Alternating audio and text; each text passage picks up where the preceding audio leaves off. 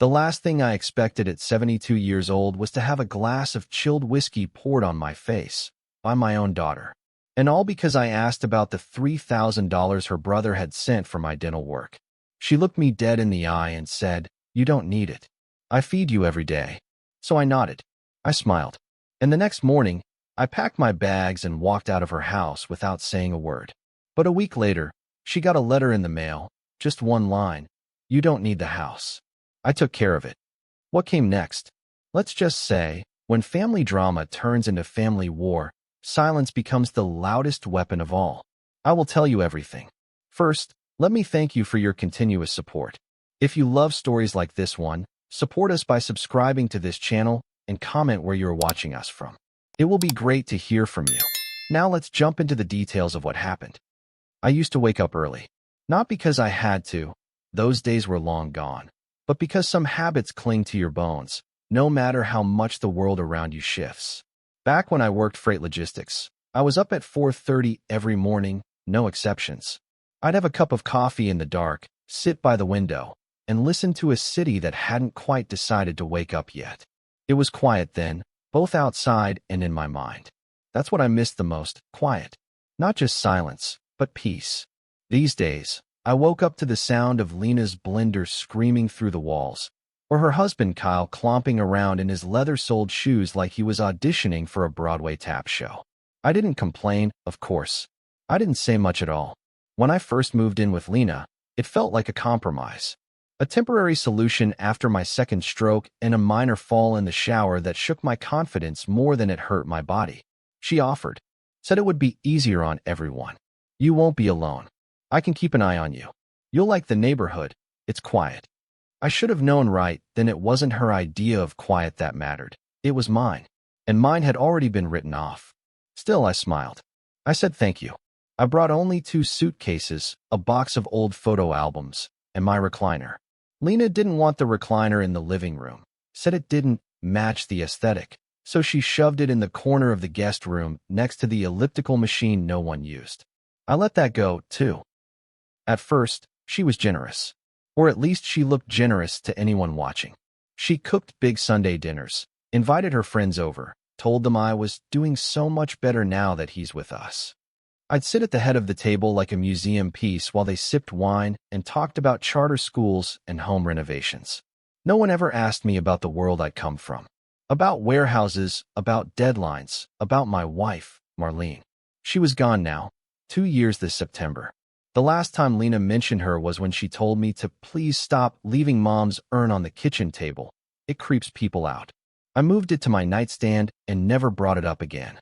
The truth is, I didn't feel like a guest in Lena's house. I felt like a burden that had been temporarily dressed up to look like a father. She controlled everything, from the thermostat to the groceries to the calendar. Doctor's appointments were scheduled without asking if I was free. She even managed my prescriptions. Just keeping things organized, she'd say, flipping open her planner like she was running a company and I was just another department that needed oversight. I tried not to let it get to me. I told myself this was what aging gracefully looked like now. Let the younger generation take the reins. Trust them. Be grateful. But gratitude gets heavy when it's used like a leash. The only real connection I had left was Marcus, my son. He lived 2 states over and worked in tech. Not exactly my world, but he called me weekly, without fail. And when Lena started screening his calls, saying Dad's resting or he's watching his shows, Marcus got smart. He started sending letters. And then, eventually, he just wired money straight into Lena's account for Dad's needs, because I didn't have a bank account of my own anymore. That was Lena's doing, too. Said it was simpler this way. So when Marcus told me over the phone that he'd just sent $3,000 to Lena for my dental work and a few winter clothes, I waited a few days to bring it up. I rehearsed how to say it, tried to make it sound casual. I even waited until she was in a good mood, which meant she'd had 2 glasses of her Chardonnay and Kyle hadn't pissed her off yet. We were in the kitchen. She was chopping vegetables. The TV was on low in the background. Some reality show with fake arguments and bigger eyelashes than anyone needed. I cleared my throat gently. "Lena," I said. "Marcus mentioned he sent some money. $3,000, I think. For me." She didn't look up. Just kept chopping. Did he? She said. Her tone was flat. No curiosity, no warmth. Yeah. He said it was for some clothes and the dental work we talked about. I just wanted to see when we might. The knife stopped. She turned to the fridge, pulled out a bottle of Glenfiddich. My bottle, actually, the one Marcus had sent me for my birthday, and poured 2 fingers into a crystal tumbler. She walked over to me. I thought for a moment she was offering it. I even reached out. And then she tipped the glass forward and poured the chilled whiskey directly onto my face. It hit cold and slow. It dripped down my cheeks, burned my eyes, soaked my collar. I froze, not out of shock, but out of something deeper. A kind of hollow that opened up in my chest and whispered, "Ah, so this is where we are now. You don't need it," she said, voice low and sharp. "I feed you every day. I wipe your pills down so you don't choke. I wash your clothes. I schedule your appointments. And you think you get to question me? Over money." I didn't say a word. Kyle looked up from his phone across the room and then looked away just as fast. Coward. Lena turned her back and went right back to chopping, as if nothing had happened. The TV babbled on in the background. I wiped my face with a napkin. My hand trembled a little, not from fear or age, but from restraint. I smiled gently, the kind of smile that comes from a place way past anger. It was the smile of a man who'd just made a decision he'd been circling for months. "Thank you for dinner," I said softly. Then I stood and walked to my room. That night, I didn't sleep. I stared at the ceiling, tracing the outline of the old water stain above my bed. I thought about my wife. I thought about how hard we worked to raise Lena and Marcus. About the time Marlene stayed up all night sewing Lena's prom dress when we couldn't afford a store-bought one. I thought about the way Lena used to hug me as a child, tight, like she was afraid I might vanish. And I thought about the cold whiskey dripping down my neck while my own daughter told me I didn't need anything. By 4 a.m., I was up. I packed my 2 suitcases. I left the photo albums. I left the recliner. I left the urn. And I left a letter on the kitchen counter, folded neatly in half, with her name written in the handwriting she used to trace as a little girl. I didn't need to say much. "You don't need the house," it said. I took care of it. Then I walked out the door and didn't look back. The morning I left Lena's house, the sky was still navy and the sidewalks were slick with dew. I remember the way the cold air hit my face, sharper than usual, like it had something to say. It stung a little, but it also made me feel alive. More alive than I'd felt in months, maybe years. I rolled my 2 suitcases down the driveway without a sound. The wheels clicked softly over the cracks in the pavement, like a metronome counting down the final seconds of a performance that had gone on too long. I didn't call a cab. I didn't ask Marcus for help. I walked to the corner, took the 5:30 a.m. bus, and stared out the window as the city peeled itself awake. I didn't go far, just far enough to breathe. An old friend, Harold, who I'd worked with back in the logistics days, had offered me his place months ago, just in passing. "If you ever need a soft landing, old man," he said over coffee once, "I've got a guest room. No charge. Just don't snore too loud." I hadn't taken him up on it then. I didn't want to be a bother. But now I wasn't ashamed. I was done bending myself into a shape that made other people comfortable. Harold opened the door in his bathrobe, blinked once, and said, "Well, damn. Took you long enough." I didn't say anything. Just hugged him. Back at Lena's house, she must have found the letter within the hour. I imagined her stepping into the kitchen, barefoot and groggy, reaching for her overpriced espresso machine, and then freezing as her eyes caught the envelope. My handwriting. Her name. Her stomach probably dropped before she even opened it. Because deep down, Lena always knew I had one card left to play. The house she lived in wasn't really hers. Not entirely. A few years after my wife passed, I used the life insurance payout and some retirement savings to help Lena and Kyle buy it. She was pregnant with their second child, and Kyle had just been laid off from his second job in 2 years. They were flailing. "It's just until we get on our feet," she'd said. So I paid the down payment. $35,000. The deed was in her name and mine. A quiet compromise I insisted on, not because I didn't trust her, but because something in me had already started to worry. That something had been right.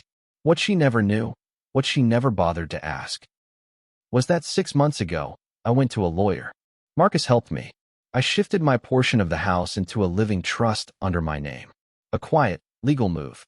Not out of spite, but preparation. Because you can see the erosion of respect in 1,000 small moments before someone ever throws a drink in your face. You see it in the way they sigh when you ask a question, in how they speak about you like your furniture, in how they say, "I feed you every day," and don't hear the insult in their own mouth. By noon, my phone buzzed. 5 missed calls from Lena. 2 from Kyle. 1 from a number I didn't recognize, probably her lawyer or her pride calling me back. I didn't answer any of them. I turned the phone off and slid it into the drawer of Harold's nightstand. If they had something to say, they could say it to my silence.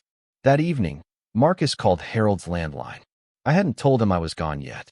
I wanted to sit with it for a day, let the dust settle in my chest. When I answered and said his name, his voice cracked. "Dad." "Jesus. What happened?" "I left," I said. Lena called me 3 times, left 2 voicemails crying, and one where she sounded like she wanted to break something. She said you abandoned her, that you're sick, that she was just trying to help. She poured whiskey in my face, "Marcus." There was silence on the other end, and then a slow, careful inhale. "She what?" I told him. The whiskey, the words, the way Kyle watched and said nothing. The way I smiled and left the next morning. Marcus didn't interrupt. When I finished, he spoke in a voice I hadn't heard since he was a teenager defending me in a parent-teacher meeting. "I'm coming down this weekend," he said. I should have stepped in sooner. "No, son," I said gently. "You tried. But sometimes, people have to burn their own bridges. I'm just walking away from the fire." That night, Lena left a voicemail. I didn't listen to it. But Harold did, he insisted. He held the phone out between us like it was something toxic. "You think you're better than me, living off of everyone else," she spat. "You think you're some noble victim, but you're just a coward. You walked out and left me to deal with the mess. After everything I did for you." She didn't mention the money, or the whiskey, or my name. She sounds like a woman who's just realized she never really had the upper hand, Harold muttered, tossing the phone back on the table. "And she's scared." "Scared of what?" "Of being seen. You didn't just walk out, man. You held up a mirror. And people like her? They don't look good in mirrors." I stared at the ceiling that night, in a guest room that smelled like old pine and lemon cleaner, and thought about what it meant to be free. I wasn't happy. Not exactly. But I was clear. And sometimes, that's all you can ask for when you've spent years swimming through someone else's murky waters. The next morning, I got a knock on the front door. Harold answered, but I heard her voice before he even opened it fully. "I just want to talk to my father." I stood in the hallway, still in my robe, hair a mess, heart calm. Lena stepped into the living room like she owned it. Like she always did. She looked tired, but not defeated. Just angry. Still controlling. Still trying to wrestle the narrative back into her hands. "You really left?" she said, arms crossed. "I did. You left me to clean up your mess." "What mess is that?" "The bills. The gossip. Marcus is furious. Kyle's sleeping at his brother's." "I didn't pour whiskey on anyone, Lena." For the first time, her face flickered. Just for a second. Like she was trying to figure out who she'd become in all this. "I was stressed," she said. I snapped. "But we're family. Families argue. They forgive." "I didn't argue," I said. I asked a question. We stared at each other across the room. 2 people who used to share blood and breakfast. Now we just shared silence. "I don't want to fight," she said, softer. I didn't think you'd really go. I thought you needed me." "I did," I said. "And then I didn't." And that was the end of it. She left without hugging me. I didn't expect her to. And I didn't feel empty. Just done. There's a kind of silence that falls over a person when they finally followed through on a decision they were too scared to even name out loud before. It isn't peaceful, not yet, but it's clean. Like an empty room after all the furniture has been hauled out. That's how I felt the week after I left Lena's house. My body still ached the same way it always did in the mornings. My knees still made those little protests when I climbed stairs. But inside, I had room to stretch again. I wasn't dodging her moods or her pity masked as generosity. I wasn't being fed with a spoon dipped in resentment. I spent a lot of time walking in those first days. Harold's neighborhood had that old town feel. Sidewalks cracked by tree roots, porches with peeling paint, the smell of someone always cooking something with onions and butter. The air tasted different here. Not cleaner, exactly, just uncomplicated. Nobody looked at me like I was dead weight. Nobody reminded me, directly or indirectly, of how much space I took up. Marcus came down the following Saturday. He brought Thai food and that worried look he'd inherited from his mother. We sat on Harold's back porch, eating in silence at first. When he finally spoke, he looked me square in the face, no dodging. "Dad, was it really that bad?" I nodded slowly. "Worse, actually. You saw the highlights. You didn't see the little things." "Like what?" "Like the way she'd correct me when I misremembered something. Not with concern, but with embarrassment. Like she was ashamed that I couldn't remember her neighbor's name. Or how she used to eat before serving me, saying it was easier that way. Like I was a pet. Like I didn't have a preference. You know, I used to love red curry, but she'd only ever bring me mild yellow because the spice might mess with your stomach." Marcus clenched his jaw. "And the house." I smiled. That's when I told him. I put my half of the house into a living trust. 6 months ago, after she started withholding my mail. He blinked. "She what?" "She said she was filtering out the junk, but my VA letters started arriving late." "So did your birthday card last year." I knew then.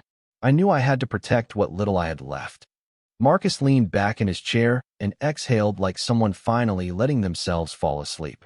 "You're not mad?" I asked him. "Mad," he said. "Dad, I've been furious for a year. I just didn't know if you saw it, too." That night, he stayed late and helped me draft the legal letter. It was direct. Simple. No emotion, just facts. The house would be sold within 60 days. All proceeds would go to the trust. Lena had 30 days to vacate. I didn't gloat. I didn't write it to hurt her. I wrote it because sometimes, when people show you they'll handle you like an object, the only choice left is to remove yourself from their shelf. The letter was delivered by courier the next morning. Signed. Certified. No room for misunderstanding.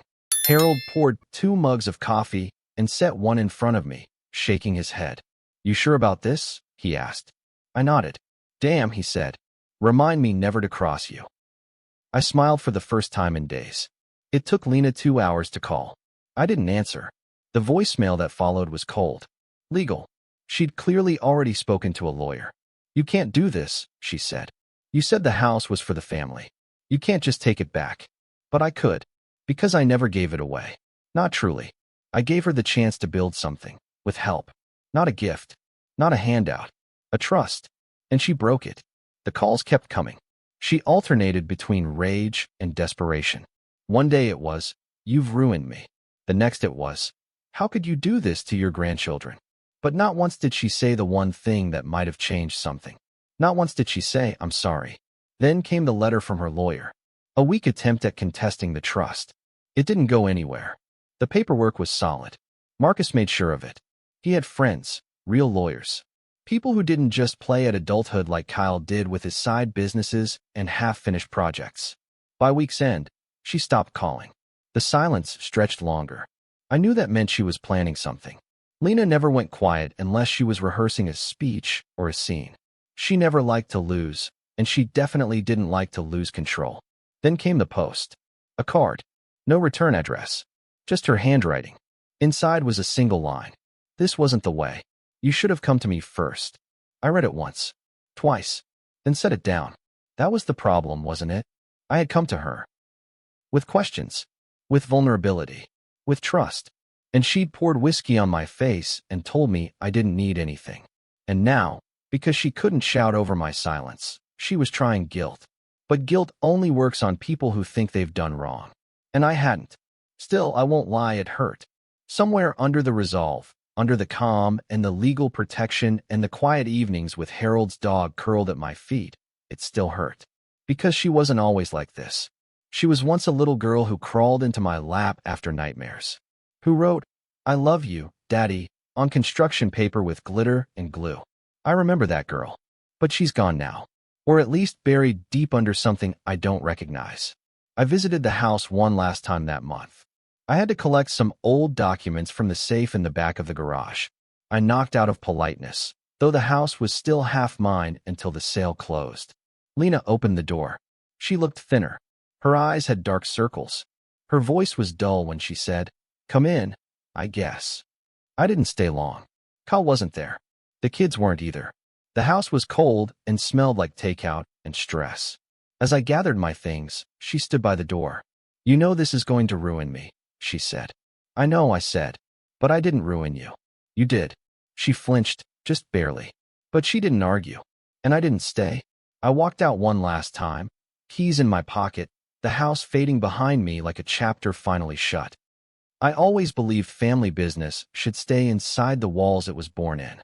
Not because I had anything to hide, but because I was raised that way. Dirty laundry didn't belong on front lawns. We solved things at the dinner table, behind closed doors, with long silences or a stiff drink if necessary. But Lena wasn't raised in the same world I came from, not really. She knew how to wield perception like a weapon. And when the news broke that the house was being sold out from under her, she did what she always did, controlled the narrative. It started with whispers. My sister called first, Diana, 3 years older than me, always the family peacekeeper. She was already emotional before I even said hello. She called me in tears, Diana said, voice trembling. "Told me you left in the middle of the night like a thief. That you're unstable. That you—" She paused, clearly uncomfortable. "Might be having cognitive issues. Early signs." I leaned back in Harold's recliner, heart steady. "Did she mention the whiskey?" I asked. "What?" She threw it in my face, cold. On purpose. Told me I didn't need money because she fed me. Like I was a stray dog. There was a long silence on the line. Then a shaky breath. "She didn't say that." "No. She never does." That was the first crack. The first person who realized something deeper was wrong. But others weren't so quick to listen. 2 days later, my cousin Teresa posted on Facebook. "Can't believe what I'm hearing. Some people forget who changed their diapers." The comments section lit up like dry brush in a heat wave. Neighbors, old church friends, even folks I hadn't spoken to in years. Everyone chiming in, most of them siding with Lena. After all, she was the one still in the house, the one posting filtered pictures of her kids, the one telling stories in a soft, tearful voice at PTA meetings and book clubs. She took care of her father. And this is the thanks she gets. Some old folks get bitter. It's sad. Maybe he should be in a home if he's that unpredictable. Unpredictable. That word sat in my chest like a stone. I'd spent my entire life being reliable. I never missed a mortgage payment. Never raised a hand to anyone. Never even left a voicemail without a polite sign-off. And now I was being painted as a senile old man who'd gone rogue in his twilight years. I didn't respond. Not online. Not to texts. Not to gossip. But Marcus did. He posted a single comment under Teresa's post that read, "She poured whiskey on his face and told him he didn't deserve his own money. Maybe don't speak on what you don't know." And just like that, the fire jumped fences. Lena texted him an hour later. Furious. Called him a traitor. Accused him of turning on her just to look good. Said he always took my side because she was the one who actually stayed and did the work. Marcus didn't reply. Instead, he sent me a screenshot of the messages and wrote, "I've been quiet too long. No more." Then came the visit. Not from Lena. She burned that bridge and poured gasoline on the ashes. No, this time it was Kyle. He showed up on Harold's porch one rainy morning looking like someone who hadn't slept in a week. Soaked hoodie, red eyes, hands shoved in his pockets like he didn't know what to do with them. "I just want to talk," he said. Harold raised an eyebrow, but let him in. Sat him at the kitchen table like a stray cat who might bite. Kyle didn't beat around the bush. "She's spiraling," he said. "She's crying at night. Screaming some mornings. The kids don't know what's going on." I sipped my coffee and said nothing. "I didn't know she poured the whiskey," he added, eyes lowered. "You watched it happen." "I didn't think she meant to. I thought," he faltered. "I don't know what I thought." I stared at him, long and hard. "You don't have to cover for her. She's not your mirror. You can see her clearly now." He exhaled. "I'm just asking, don't kick her out. Please. Let her stay. At least until the school year's over. The boys don't need to bounce around right now." It should have been a reasonable request. The kind of compromise I might have considered once, back when I still believed there was a version of this where dignity and compassion could coexist. But compassion without accountability is just enabling. "She had every chance to treat me with respect," I said. She chose power. And now she's out of it. Kyle left without arguing. But I could tell he didn't hate me. Not really. He looked like a man who finally realized he married someone he couldn't shield anymore. The next day, I got another card. No letter this time, just a photo. Me, Marlene, Lena, and Marcus. Christmas 1996. I remember that sweater. It itched like hell. The picture was meant to soften me. But all it did was remind me of what I'd already lost. You can't guilt someone with memories when those memories hurt more than the present ever could. I took the photo, folded it neatly, and slipped it into a drawer. Then I called the realtor and told him to proceed. 30 days. That's what the letter said. And I meant every one of them. It was the 22nd day of the 30-day notice when she showed up. I knew she would. Lena wasn't the type to go quietly, not when she still believed she had one more scene to perform. The desperation had been climbing, voicemails turning shorter, colder, her name now avoided in every text Marcus sent me. She wasn't speaking to him anymore. Not since his Facebook comment peeled the varnish off her version of events. Her mask had cracked in front of an audience, and Lena never forgave anyone who saw behind it. The knock came just after noon. Harold was out picking up lunch, and I was nursing a cup of lukewarm tea, the TV murmuring in the background. I opened the door, and there she was, standing on the porch like she'd never left, like we hadn't become two strangers disguised as family. She looked different. Or maybe I did. Maybe distance had sharpened the edges I'd once blurred to protect her image. Her makeup was lighter, but her expression was heavier, drawn tight like a thread about to snap. "Hi," she said.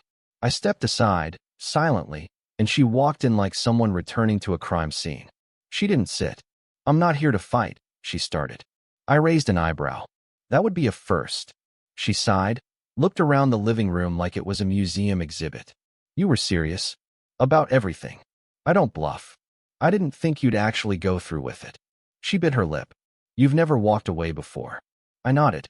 "That's because I always thought there was something worth staying for." She winced like that line had hit her ribs. She tried to recover. "I'm sorry," she said suddenly. "For the whiskey. For that night." I lost my temper. I studied her. Her posture. Her tone. Her eyes. "You're sorry," I repeated flat. "I am," she insisted. I know it was wrong. But I was stressed. The boys, Kyle, everything. I was managing so much. "You weren't managing me. You were controlling me." She blinked fast. "I took care of you." "No," I said, slowly. "You managed me. You decided what I ate. When I saw the doctor, which calls I answered. You told people I was doing great while I sat in a room no one visited. You used my money. You used my silence. You fed me with duty, not love." She sat then. Slumped, actually. All the strength she'd walked in with dissolved at once. "I didn't know you were that unhappy," she whispered. "That's because you stopped listening the minute I stopped being useful." Tears filled her eyes, but I didn't move. I didn't reach for her hand like I might have a year ago. I didn't offer comfort that would cost me clarity. Letting her feel the full weight of her choices wasn't cruelty. It was truth. "I thought you needed me," she said. "I did. And then I needed myself more." We sat in silence. The kind that can only exist between people who once loved each other completely and now don't know how to breathe the same air. Then she said it. "What am I supposed to do now?" And that was the real reason she came. Not to make peace. Not to apologize. But to ask for rescue. Once again, dressed up as reconciliation. "You figure it out," I said. Like I had to. Her face fell. "You're really going to sell it?" I nodded. "The house was never about the bricks, Lena. It was about trust. And you broke it." She stood abruptly, wiping her cheeks. "You're punishing me." "I'm protecting myself." She scoffed. "You're being selfish." I looked her square in the eyes. For the first time in years. She stared at me, searching for some crack to exploit. A flicker of guilt. A glimmer of hesitation. But there was none. Because even though I still loved her in some buried, father-shaped part of me, I had finally loved myself enough to stop bleeding for someone who didn't notice the wound. "I'll go," she said stiffly. "But I want you to know, you've made things harder than they had to be." I stood, walked to the door, held it open. "So did you," I replied. She left without another word. No hug, no tearful goodbye, just the sound of her car pulling away from the curb as I stood on the porch, steady. The house sold on the 33rd day. We had an over-asking offer by day 28. Some young couple from Denver, freshly married, no kids yet, but hoping to grow into the space. I signed the paperwork with hands that didn't shake, not even once. The same hands that once helped paint the nursery in that house, carried in boxes of Lena's kitchenware, held my grandson on the day he came home from the hospital. I didn't feel triumphant. I felt relieved. There's a difference. Harold and I sat on the back porch that night, watching the sky drip from orange to deep plum, the way it always does right before the cold creeps in. He passed me a beer. Neither of us said much. He knew I wasn't the kind of man to toast something like this. The truth is, there's no celebration in surviving your own child's betrayal. Only a quiet kind of endurance. I heard from Marcus the next day. She's moved into an apartment across town, he said. She's still mad. I smirked.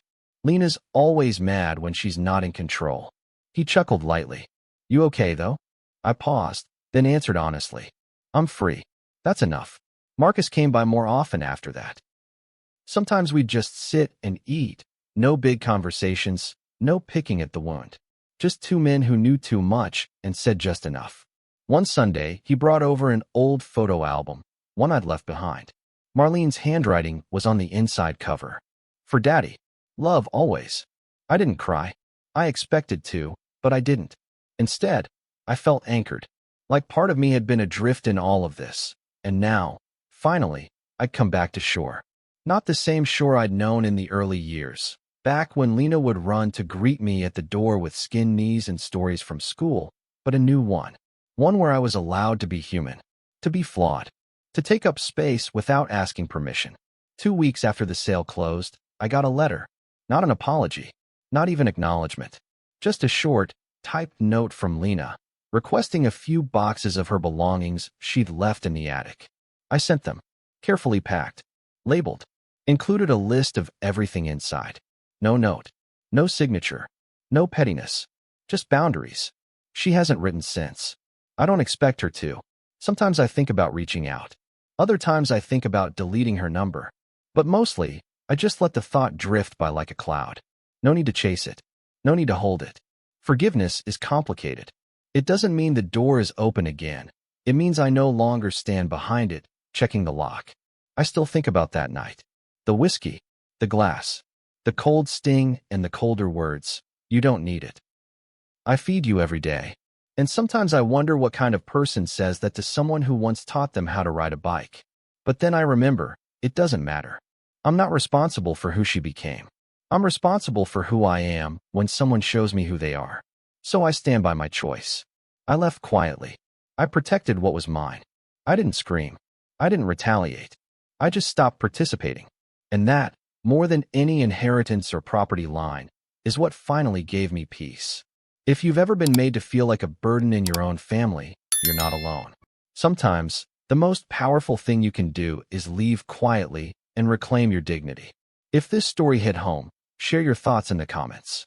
Have you ever had to walk away from someone who crossed the line one too many times? Let's talk about it. And let's remind each other that boundaries are not cruelty. They're survival.